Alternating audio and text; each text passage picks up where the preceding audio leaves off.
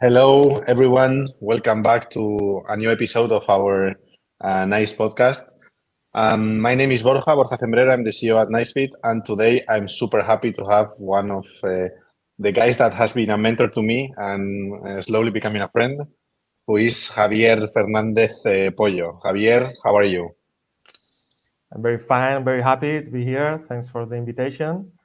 And yeah, so very happy and yeah, I would like to have a conversation that we used to have. So Mhm. very exciting to This be is here. this is like another day with coffee or beer, but without coffee or beer.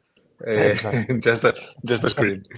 So, for those who don't know you that well as I do, who's Javier? Who are you?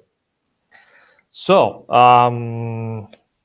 of course, Javier is Javier, as you know. Yeah, in terms of my career, my work, and I'm a person who was working about around innovation the last years. So I think it's something that I had to do because my way was in the direction of innovation always. I was working in many other multinationals and companies like Decathlon, BMW. I was working in Germany. I was working here in Spain, in the operations areas mostly. And at the end, the last year, I was specialized in innovation and creating an innovation area. And I'm a very curious person. I'm a very friend of my friends. I like to swim. I like the nature.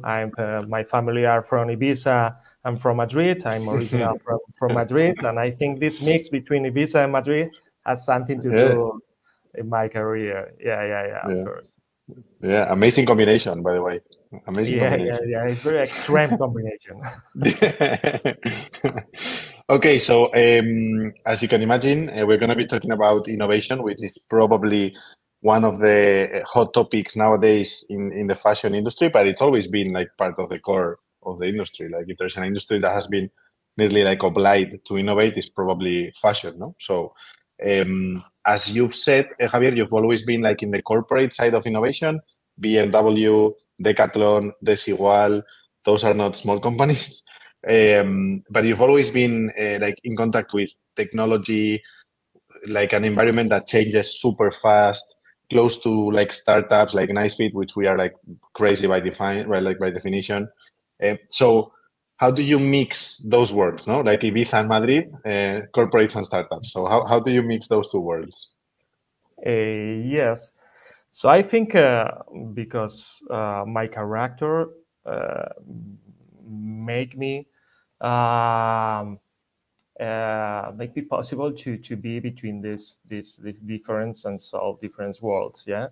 So I think I have this ambivalence to be in the startup world, in the corporation world, and I enjoy them. Yeah, and that is the first thing and the main thing I think. Furthermore, I could say I think I'm very calm down person. So and this is a positive thing to face the innovation in a corporation.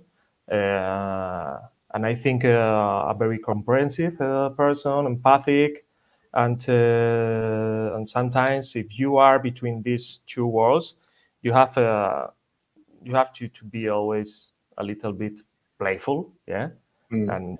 and naughty because you are sometimes the the anarchist person in your corporation, and you have to understand the person and the people in the both sides, yeah, the people in the business units, the people in the startups, and I think this is the most important thing, yeah. And talking about that, no, about anarchy, and well, I have a friend that always that he says that to make an omelette you have to break eggs. So probably you've broken a couple of eggs in your companies. Yeah. So how do you educate your internal customer? No, you were talking about the business unit. So how do you like educate? I don't know if the word is educate, but how do you like help them understand how we work as startups, how crazy we are, how this crazy side of innovation? How do you educate them to be friendly with these manners that we have? Yes, it's a very good question. And coming back a little bit about your X sentence about the X, it's true that sometimes the innovation or the creation come after the destruction. It's totally true, and even a lot of philosophies, religions, and so has many examples.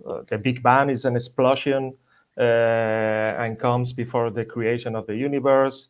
I don't know. Even the chaos is in the mythology of the Greece is the is the is the creator. Yeah. After the chaos come everything, and so has it makes sense. Yeah. Think that the destruction and the creation come together and come before.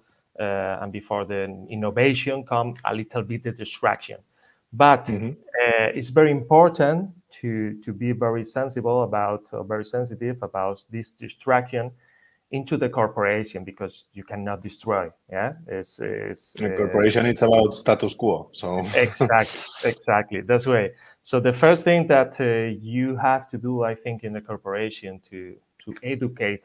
I don't like so much the word educate. I know what you mean, but I think in my case the point is convince people in the company and foster.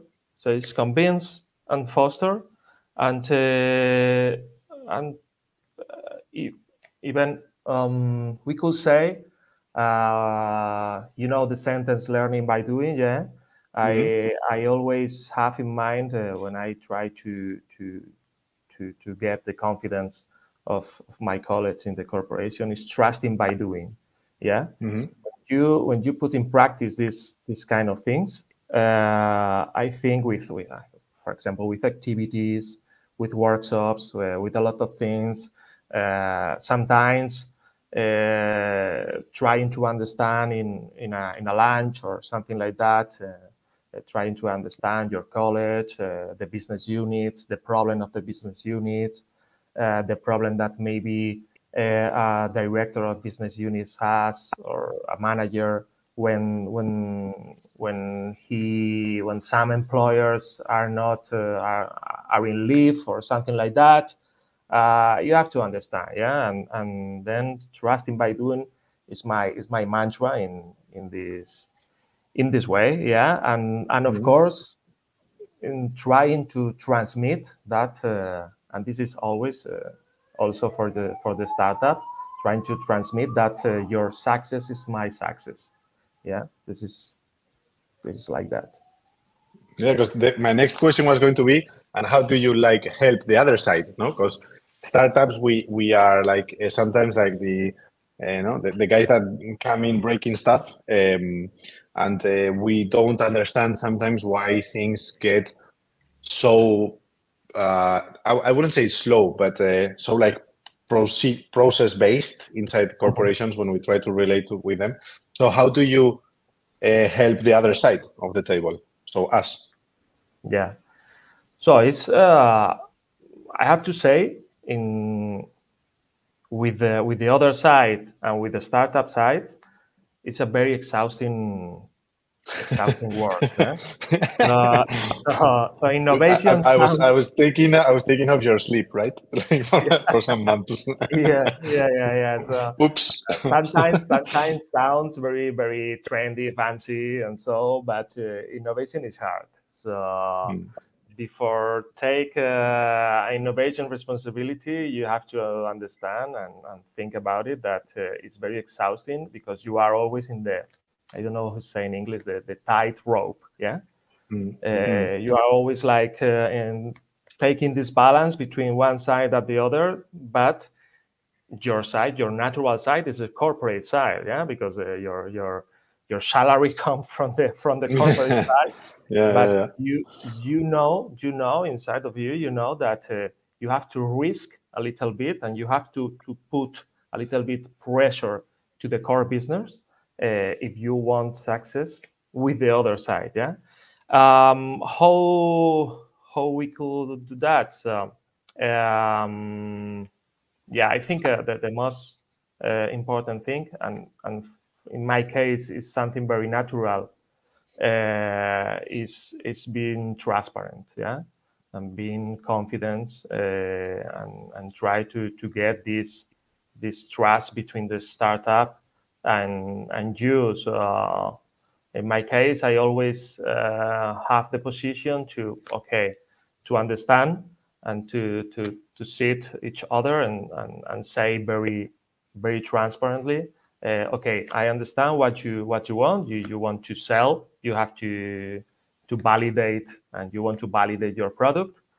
And used to be easier than with the corporation, because of course you want to sell and you want to validate the product. So your understanding used to be much better than the corporation understanding in the most of the cases. Yeah.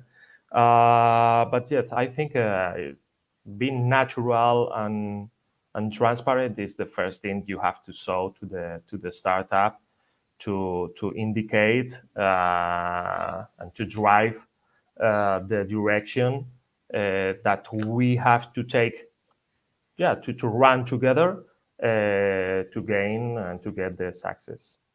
And how do you then, let's say, integrate innovation inside the corporation? Like, for example, we have your experience with Desigual launching the Awesome Lab, which was like opening the doors of Desigual for startups. But I'm sure you've seen loads of other ways of integrating startups, integrating innovation into corporations. So apart from Awesome Lab, which we will discuss later, what other models do you think that could work, or you would recommend another innovation leader in another corporate to implement in their own house to open the doors to innovation and startups? I think one thing is what the innovation is currently in the corporations, and what should be. Yeah? So as we say now, innovation is a very trendy word in the corporate world. You are like the fancy guys now. Like, you're the guys that everyone wants to meet. Yeah, exactly. And that has two approach. Yeah, the good and the positive approach is that you have the view of many people over your work, on the daily tasks, and so that you before that you didn't have. Yeah. And the negative side is maybe that sometimes you are more in the side of psychoscience, yeah, so or something like that, because you are like the legend of innovation. So the legend of innovation is something that is more negative than positive for the innovation work, because the people sometimes don't take seriously what you are doing, yeah, and you have to show what innovation really means. And innovation is not something cool or modern or only about technology. Innovation is mainly the source of knowledge. Yeah, how bring ideas, how bring knowledge to the corporation, and how take or get competitive advantage from this knowledge, how being updated from this knowledge, and how being adaptable to the current and the next world from this knowledge. Of course, create a new culture about innovation. from that. Yeah. Mm-hmm.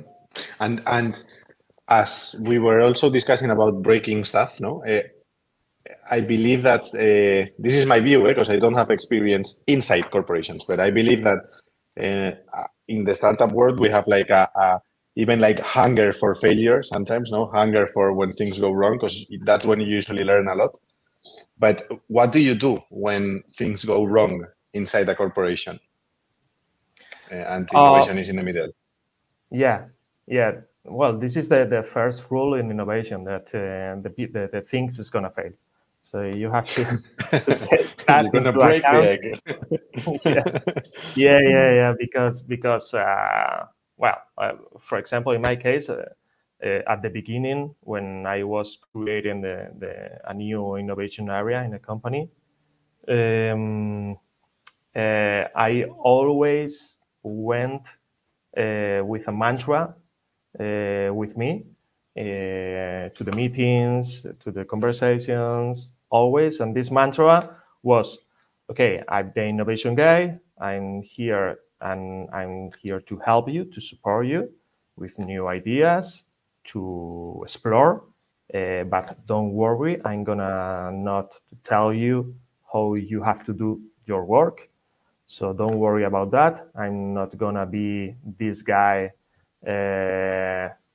who is gonna come here to take your resources. So don't worry about that. You have to be always with this mantra, yeah. And in this mantra, you have to include the failure, yeah. The failure is very important. So because you have to understand that the expectations, are very important in the core business, yeah.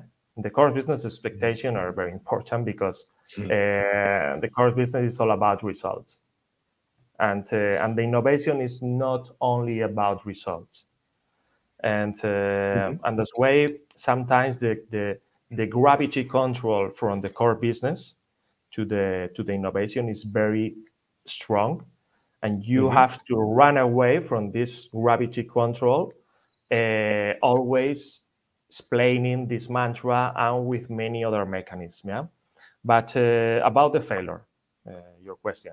The first thing I think is see what happened after the failure, and take learnings about that. Yeah.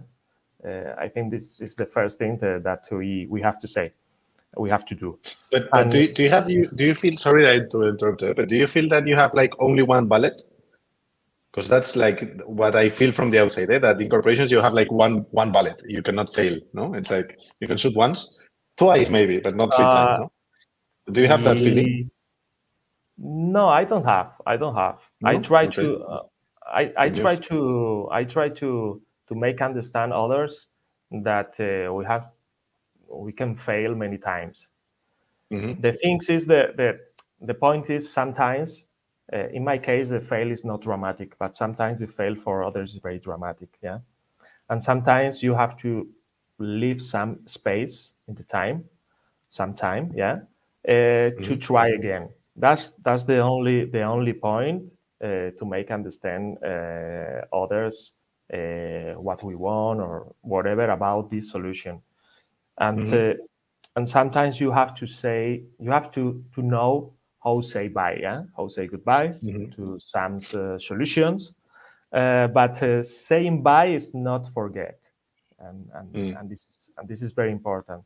What I mean with that, I mean that sometimes you have to know how say goodbye for some project or whatever, because you cannot, of course, we this is like the love, yeah. Sometimes it's very difficult to say bye, yeah, but sometimes if you choose the right time to say bye, maybe in the future, you don't know, but maybe in the future it's going to come together in the place and in the time for both, yeah. And this is with the projects and with the solution is like that. Sometimes in the future, if you could see the interest and the new capabilities generated after this failure, after these learnings, you can retake this project and make sense, for the other also. And if this is what failure would mean to you, like how do you measure, or how have you been measuring success in innovation so far, and how would you measure it if you could start from zero a new innovation department, let's say in Gucci or I don't know, or H&M or any big fashion brand? Well, the innovation has different timings, and I think at the beginning, when you just create an innovation area, it's very difficult to have a specific KPIs or something like that, and then you have to measure your work in terms of knowledge. I think of knowledge. How you measure the knowledge. It's very difficult, but I think maybe, for example, the number of ideas you bring to the company is something that you can measure. The number of POCs that you provide to the company, to the business, is a KPI, and the number of projects or solutions that after the POCs you success and you integrate into the business is a KPI, very specific. And of course, after 1 year or 2 years, you have to measure the return, of investment, and this is more to show that the innovation works, to show to the core business, but this come after a time working with this solution or with this technology or whatever.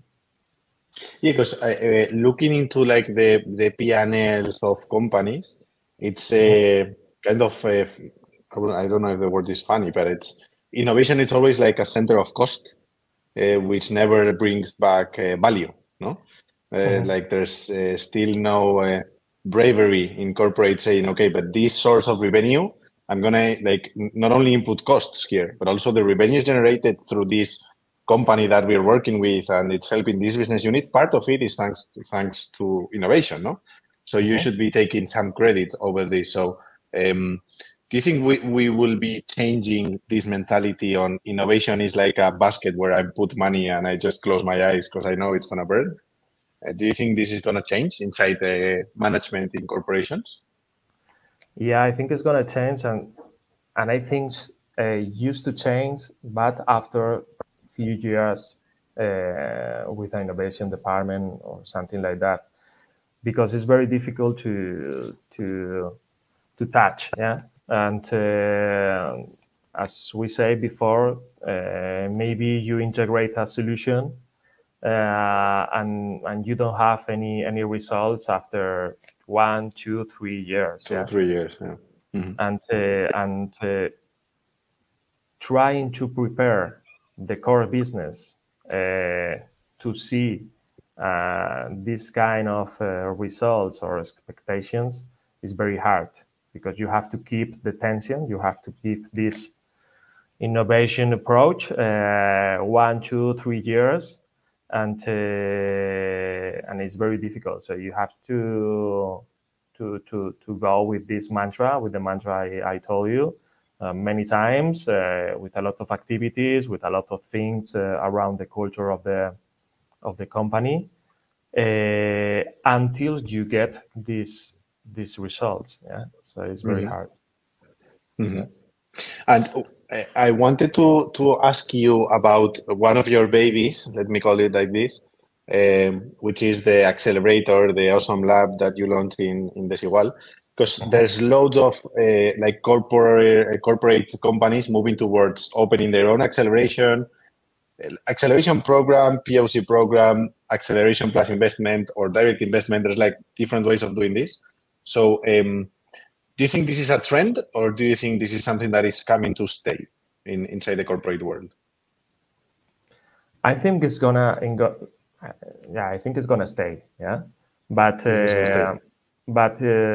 have to run a period of time trying to see the difference between the real accelerator and the fake accelerator, because as we said before, with the trendy things comes the fake things always. Yeah, and the innovation show is there.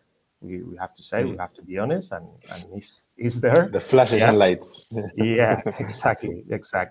It's more in the marketing side than in the innovation, the real innovation side. Yeah, and but I think with the properly time, we are gonna see that the real things will stay, and the real things is gonna be an accelerator, very implemented and integrated in all the big corporations, because I think it's a need. Yeah, if we want to stay relevant as brand and as a company in the future, we are gonna have to see outside, and we need to see and to understand what the others are doing, and can help to our core business or future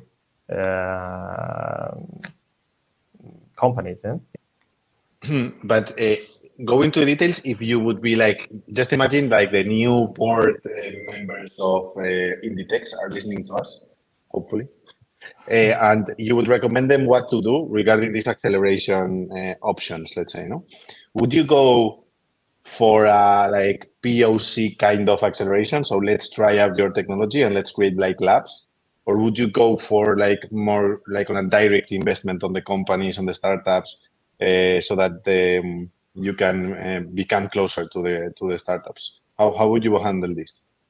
Well, I think depends, of the corporation. I think every company has to run its own way in terms of innovation. For example, in my case, it was very clear from the beginning. So I wanted to create the innovation area very, very small, very humility at the beginning, very prudent, and I'm more focused on the venture client model. So trying to convince from there, okay, we are gonna try to implement this technology solution into the business, in a different way that we use it to do, and with a startup that is a new actor, who is a new actor in this world, After that, and after some success, quick wins, and this kind of things, then you have the confidence and you have the view and the looks of the main board of the company, and then you can show and you can propose more things. In my case, was trying to be more open, to get more possibilities and to get more knowledge, In this case, was the accelerator, because we couldn't drive the innovation also, not only, but also in a early stage model startups, trying to get more competitive advantage, and trying to validate into the business these startups, maybe in not so this mature stage, to try and get more competitive advantage and make the difference with other companies. That's the point. And where were you looking for inspiration to do this? I mean, because there's not many cases out there. So how did you inspire yourself, let's say, to build up this? Or what was like the mirror you were looking into? Or Because we talk about Apple, no? Apple is like the innovation leader, and they don't have this. Or Nike, well, they've invested, they've bought some companies, but they don't have like specific accelerator. No, so where were you looking for info or inspiration? Well, for me at the beginning was very organic. So I didn't see any other company or something like that. So my inspiration comes that I knew that we had something special, and we had the capabilities to do it. We had an incredible place to do it, and we could, yeah. So that was my inspiration. That's why I think I'm. You need to be a little bit crazy, like the startups founders and so. To understand and to try this kind of things. Of course, after put on the table the possibility to do an accelerator or something like that, I analyzed, I researched, and I saw that many others companies more in Europe, like Louis Vuitton. And Adidas, Nike, and whatever has Adidas more has an accelerator, a lab. Farfetch, no? Farfetch also has one, I think. Farfetch, yeah, exactly. And that's why I say, okay, we could be the first fashion accelerator in Spain and one of the main reference in the world about that, yeah. And that's why, yeah.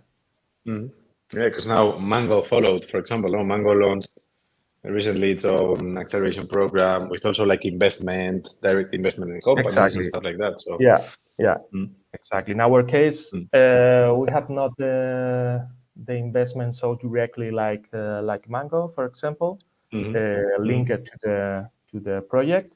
But we had always, and we had also the family office of the founder of Desigual, very connected to the accelerator, but not only for the fashion vertical. So instead of that, something like agnostic about invested in everywhere. Yeah. Okay, and if a company is like starting from scratch, this innovation department area mentality, where would you start or recommend the CEO to start from? Well, I think the first thing I would recommend for the managers is taking care himself, because you have to put limits, you have to take care about your health, we could say, because sometimes it's a very stressful and exhausting, as we say, yeah. And of course, always put the knowledge on value, yeah. This is the first thing we forget, because we are very attracted, yeah, we could say, from the core business to this gravity control, yeah. And it's very easy. It's very easy to forget that we have to run away from this gravity control to put the value on the knowledge. Yeah?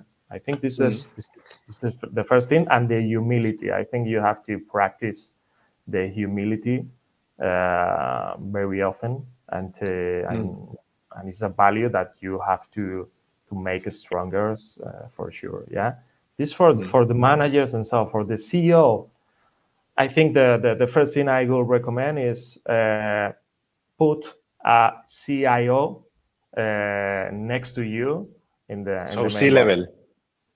Yeah, I think so. Yeah, and the CIO, I mean Chief Innovation Officer, or whatever the title. Yeah, I don't care.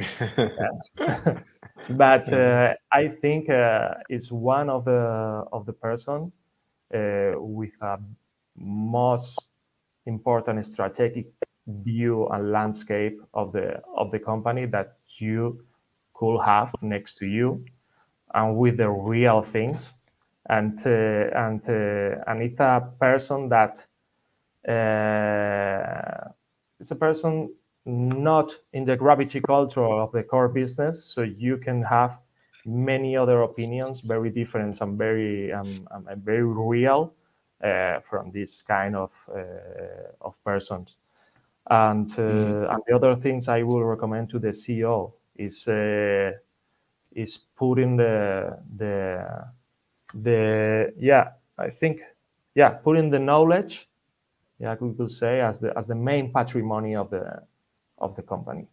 So I think because they are usually like beneath or below like the CTO, like the super technical or even IT side of things, no?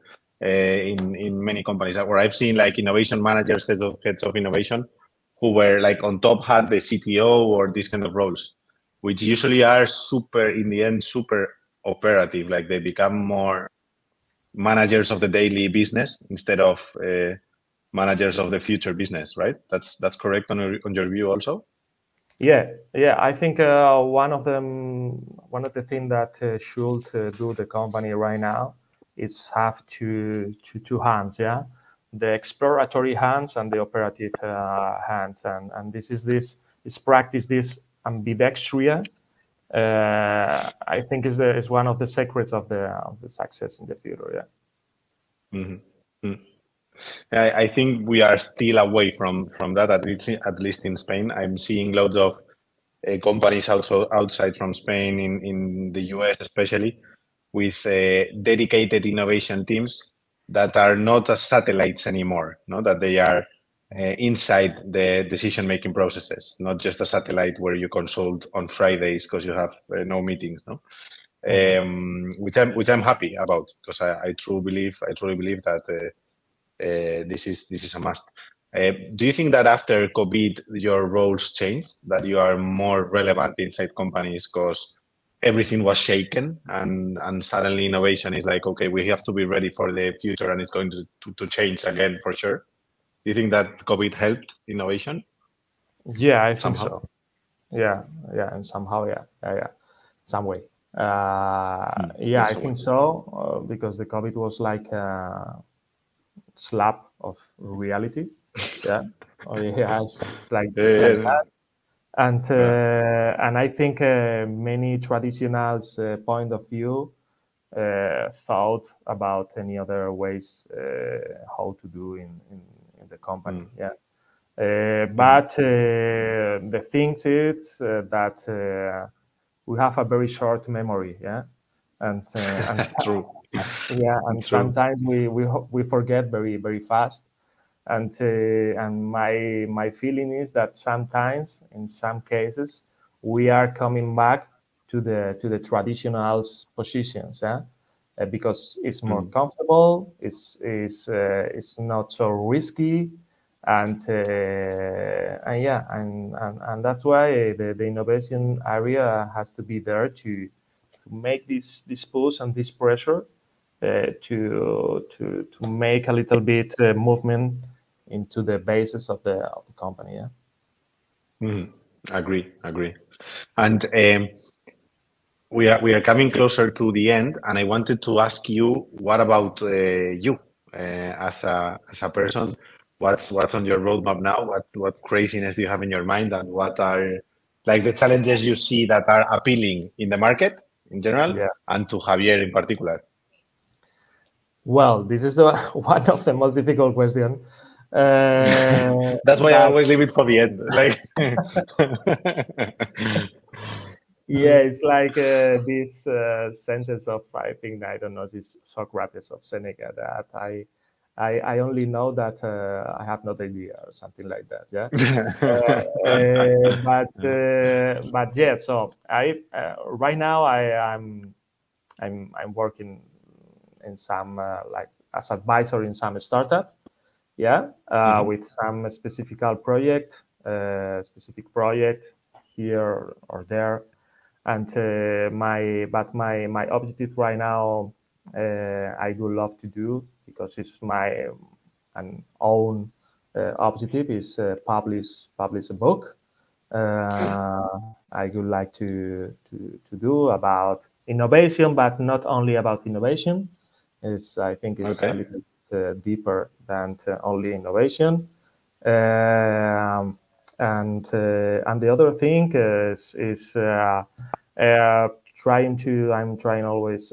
I'm trying now to learn about motorcycles and sail. You're going hippie. You're going hippie, 100% hippie. I'm enjoy the moment. Ibiza is winning against Madrid. Yeah. I think I'm enjoying the moment. And in the meantime, I'm searching a project that makes sense for me. So I think the only thing that we have to do is I don't know if in English it's good to say that be realized. Yeah, feel that you are realized with yourself. And I think this is the point. So I'm trying to find some nice project, and in the meantime, I'm doing many other things that make me happy, and that's all. Amazing. Okay, Javier, for the last part of the interview or the chat that we just had, we always ask super easy questions to close up this conversation. And the first one is, what is your favorite moment in the fashion history? Well, it's a very difficult question. But there's no wrong answer. It's like in innovation. There's no wrong answer. Well, I think when I get the okay and the validation, in my case, to do an accelerator of fashion was a very happy moment for me. Because I made real many of my objectives and the things that I had in mind. So it was very, very happy for me. Yeah. Okay. So launching the Awesome Lab, amazing. Okay. Next question? What is your favorite garment? The shirt, the t-shirt. Yeah, always. T-shirts in general. Yeah. In general, okay. I love the t-shirt. I'm not a very formal guy for the garments. Yeah. You can't. I mean, it's head of innovation can't be formal. I can. You can't wear suits unless they're green or blue or red or weird colors. Okay. Well, the third question here is probably we'll already know the answer, but what is your favorite book or any book you would recommend someone to read? You can say yours, but if there's any other book that you would recommend, this is the time. Yeah, I think I could recommend the El Camino del Corazón in Spanish, or The Way of the Heart. It's a book by Fernando Sánchez Dragó. It's a guy who has a life travel, a life trip in many countries with many different people knowing very different things, and I think explore and this kind of thing is one of my favorite things. I'm very curious. I like to know and to meet interesting people. So I like and I love the interesting people, the original people, and other books. So, for example, the Bhagavad Gita is a Buddhist philosophy book, very interesting. Is the way how is speaking between an Hinduism god with a warrior, and it's a very interesting conversation. about the values, about the important things in life, and these kind of things. So I think these books come to my mind right now. Maybe tomorrow I tell you another one. And soon yours, which is the good one. Yeah, hopefully, yeah. Okay. Yeah, for sure. I will be reading it for sure. And the fourth one would be, what would be a quote that you would love to share and that comes with you in your life, or your favorite quote? Well, this is very philosophical. I mean, Well, I we're think, getting deep. This is getting deep. yeah, I think the most important thing is enjoy the things you are doing. Yeah. So and don't be afraid about leave and say bye when you are not enjoying anymore things you are doing. I think that this is the most important learning I take, and the most important thing I try to do and make focus in all the things I do in life. Enjoy as far as possible, of course, and enjoy means always make efforts and sacrifice things, but you have to see in the long way, and I think this is my sentence for today. Okay, amazing. Great quote. And the last one is, who do you think we should be bringing to the podcast, and who do you think we should be hearing or listening to in this podcast? Who would you nominate? Well, I don't know who, but could say some people around the science or something like that. Has to do with the fashion industry or something. Yes, ideally. Okay. Oh, Then but there's lots of science coming closer to the fashion industry, towards materials, towards data analysis. So there's lots of people there. Let me tell you, for example, you catch me, with this question. I